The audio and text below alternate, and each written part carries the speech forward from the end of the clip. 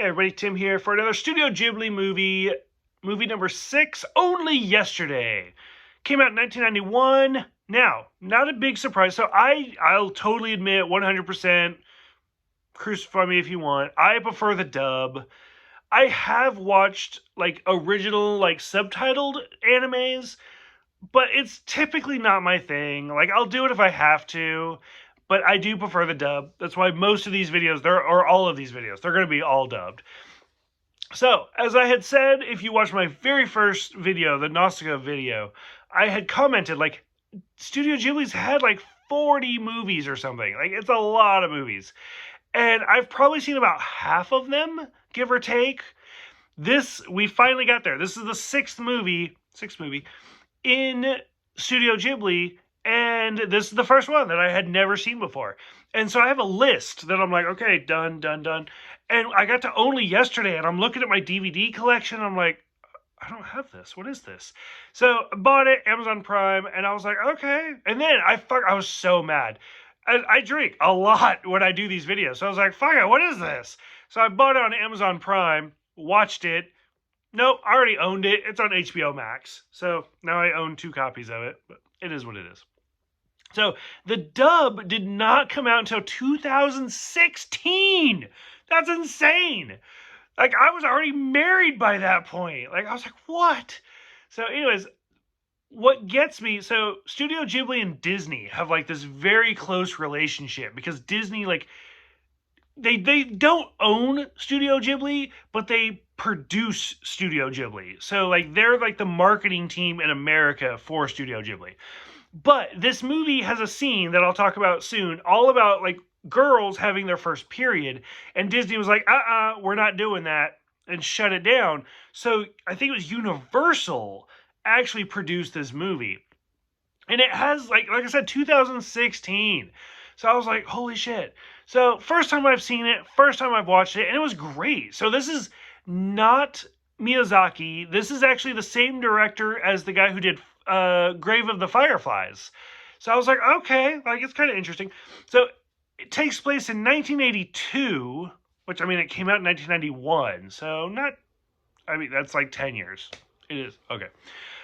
It's about a 27-year-old woman who is remembering what it was like going all the way back to 1966 when she was a little girl.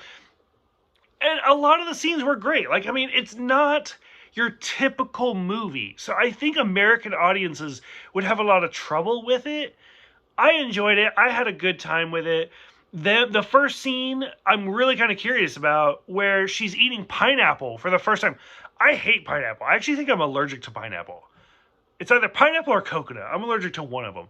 But where they don't even know how to cut the pineapple and everything, I loved that. That was a fantastic scene. And I was like, is that a thing? Like, do people in Japan not know how to cut pineapple? Honestly, I don't even know. If you just gave me a pineapple, would I know how to cut a pineapple? I don't know. The school scene where you can only leave one thing on your plate, and I was like, okay.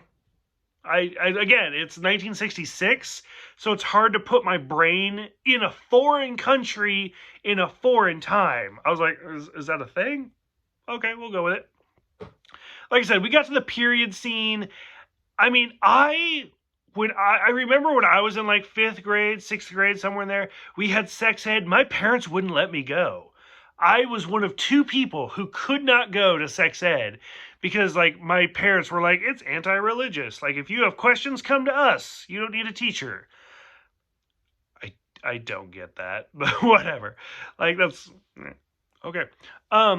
But watching this movie, like, it was so funny because it was kind of it was what it is. Now, and I loved the scene. My favorite part was when the little boy is like, okay, class is over. I'll see you next period. And I was like, fuck, that was good. That was a good joke. So we get that. The saffron scene was just educational. I didn't understand any of it, but it was fantastic, where they're like, this is how you make saffron and rouge and dye, and like, they just kept going, and I was like, holy shit. So as I'm watching these Studio Ghibli movies, like I said, these are Japanese movies from the 80s, and now we're getting into the 90s. It's a different culture, so some of it's it's difficult for me to understand. Like even if you go back to like the My Neighbor Totoro, where the dad is taking a bath with his $2. Like in America, you're like, no, don't look at that.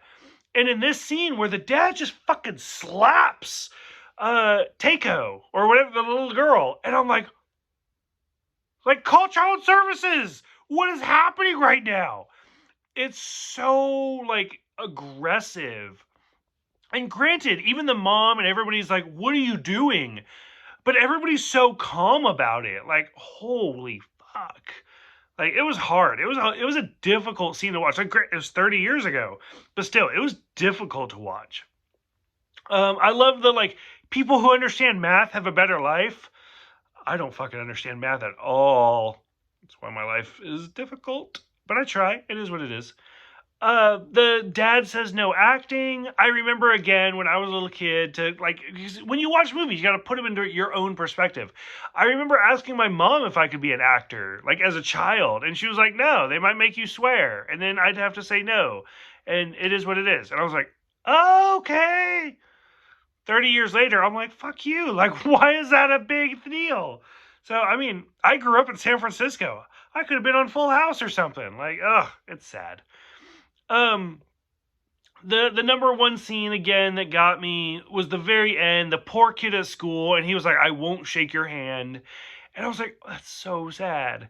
And then they kind of justify it, and they're like, he didn't shake your hand because he respected you the most. And I'm like, is that a thing? Like, if I respected somebody and I had to shake everybody's hand, would I have been the one that's like, fuck you? No, I don't want to shake your hand because I respect you. I don't know. The whole thing was a little bit much, but I was like, okay, it's kind of interesting. And then, so it's Studio Ghibli, so the movies typically go into the credits. And I remember I had it going and I was like, okay, it's time for another drink. And I was pouring a drink real quick, and then the credits song came on, and I was like, I have gigantic ears. I was like, what is that? And I like poked my head in, and I don't know if you have the Amazon Prime version at least. It's a Japanese song, or it's a Japanese singer, and she's singing, and you're like, I know that. Because I love oldies music. I was like, that's the Rose. 100%. That is Bette Midler's That's the Rose. And I even got like my Soundhound. It was. I mean, as soon as I heard the Rose, I've never heard the Rose in Japanese before. I was like done with everything. I was like, this is so beautiful. I love this. So I don't know. It made me sad. I absolutely loved it. Out of all of the Studio Ghibli movies, this is the first one that I had never seen before. So it was a different experience, but I really did enjoy it. So there's 23 Studio Ghibli movies, and it took the first 6 to get to one that I hadn't seen before.